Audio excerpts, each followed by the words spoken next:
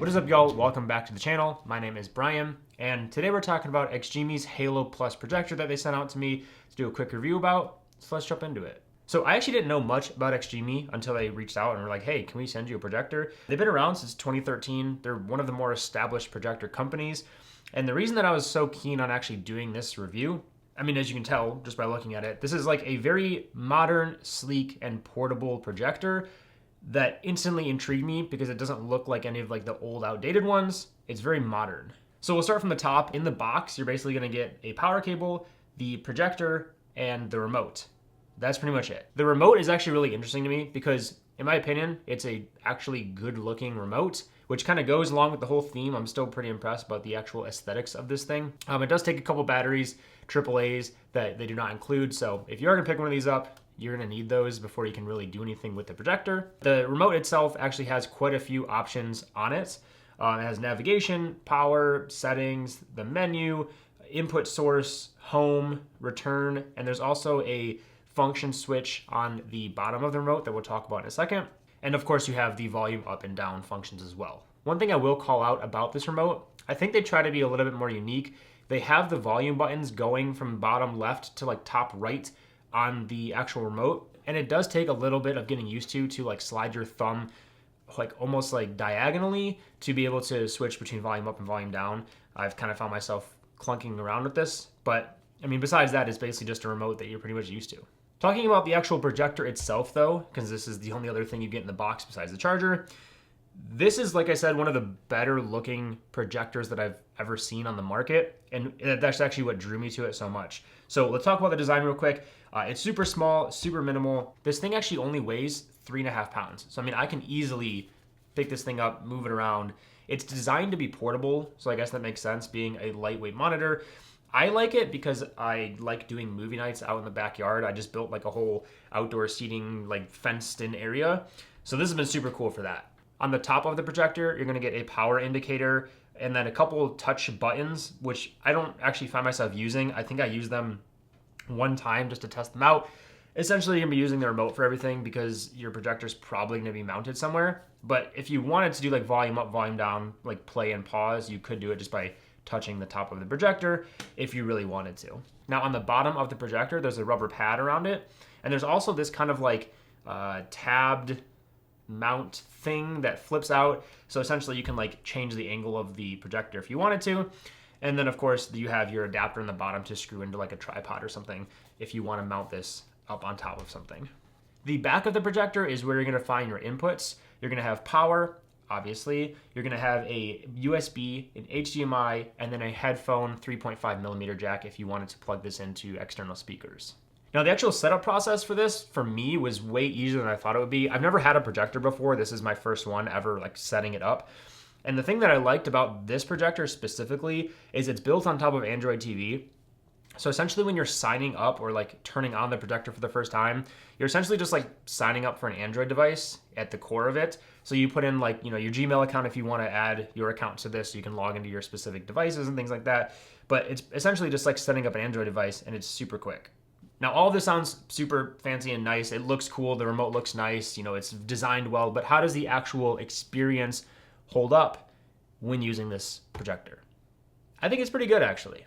So what they give you with this projector is full HD 1080p, but it's with HDR10, which is essentially supposed to basically increase the quality of the 1080p image that you're getting. So you're still not going to get 4K, but it's going to be crisper than your typical just 1080p monitor display experience. One of the things I really do like about this projector is it actually gets pretty bright. So it gets up to 900 lumens. It's definitely not one of the brightest projectors that you could get, but for the money, it's actually pretty decent. And what I've been doing is basically setting this up in two places, either in my backyard, which I talked about the fenced in area, or I've been actually putting it above my monitor, like on my actual desk setup, and kind of using it as like a second monitor to watch like videos and whatever on while I'm using my main monitor.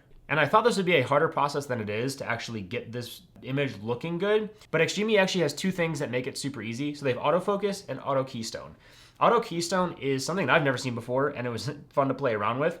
Essentially what it's gonna do is throw the image up on a wall anywhere that you want it to go. There's something inside the projector that's smart enough to say, hey, I need to adjust the image at this angle to make it look more natural on the like basically surface that I'm projecting it onto. So no matter where you put it, the projector is going to try to automatically adjust it to be the best proportions for where you're putting it. Auto Keystone also has obstacle avoidance. So if you put something in front of the projector at one of the corners or something, it's going to do its best to actually adjust away from that. So it's like the cleanest image you can possibly have. If the Keystone projection adjustment doesn't work, you can manually adjust all the corners. And the way that they do it is you pick each corner and you can adjust where the corner actually lives. And you're supposed to get a circle in the middle of the projector as circly, as a perfect circle as you can. But it doesn't obviously always work. It's just kind of what your eyeballs feel looks the best is kind of what I've been doing. The other thing is autofocus. It's basically going to detect how far away it is from the wall that you're projecting it on. And it's going to adjust the focal length of the image to basically be like perfectly clear. So you don't have to manually adjust it. I actually had, my wife has a really small pocket projector that has a manual focus on the top that you have to like scroll to get it like that perfect clarity. This just does everything for you by detecting how far away it needs to project, which is super cool. There are actually built-in speakers too, which is pretty cool. They partnered with Harman Kardon, which if you don't know is like a super high-end brand for speakers. You'll find them in like exotic or like luxury cars, which really surprised me. There's 2 speakers inside of this projector, and they're okay. They're not gonna be like on par with surround sound or external dedicated speakers, but for what most people are gonna use them for, they're actually pretty loud. I have it set up outside for movie nights, and I only keep it at about 30% volume because it's so loud, I think my neighbors are gonna yell at me. So for what they are, they're actually pretty decent. Water and fire, but we don't mix. Element City is in danger. This is our home. We have to fix this. Unlikely friends. Hop on! Speaking of taking it outside, XGIMI says you can get 2.5 hours of battery life because there is an internal battery within the actual projector, or obviously you can plug it in directly. I don't have a plug or a place to plug it in outside, so I've been charging it, bringing it outside. I don't know how true the 2.5 hours is. I haven't actually tested it to its full length, but I do know that if you are on battery life, the 900 lumen limit is actually lower. I don't know the exact amount because they don't really tell you, but you can't set it to the max brightness. It says that you're restricted in battery only mode, so do keep that in mind. Now, being Android TV essentially at its core, there's a couple things you can do. Obviously, you can do apps like Hulu, YouTube, Disney Plus, whatever. You can also Chromecast directly to this thing from your device if you want to, so you can just throw up whatever you want on the wall through like your phone or something, projecting it straight through this projector. There is one catch though. Netflix doesn't actually exist on this projector by default. There's licensing issues that come along with putting Netflix on this device apparently. So what XGIMI actually did is they included like a little pamphlet which shows you how to download and install Netflix onto the projector. So it's not a big deal. You basically just sideload it on and it takes a couple of minutes and then you'll have Netflix on there. The other option is they say you can download a mirroring app onto your laptop and basically mirror Netflix onto this. And yeah, you can get Netflix on it. It's just a kind of weird way to do it. There also is a gaming mode on this projector, which I would describe as you're not going to be winning any Apex competitive series matches on. The latency is 26 milliseconds, which is obviously higher than like a gaming monitor, but for a projector, that's not too bad. You can play any like non-competitive game pretty well on this actually. It's a pretty good experience, and essentially you're playing in 1080p on a giant wall, so the closer you get to the wall, the crisper it's gonna look. And for like kind of family gaming, throwing Mario Kart up, it's actually pretty cool.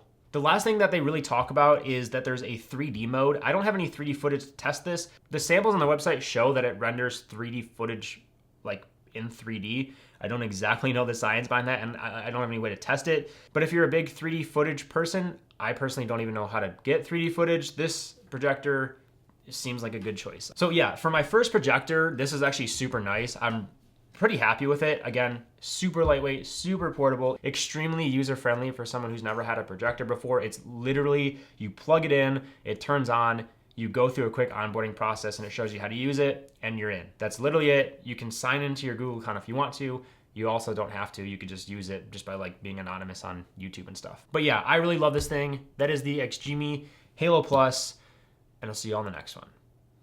Peace.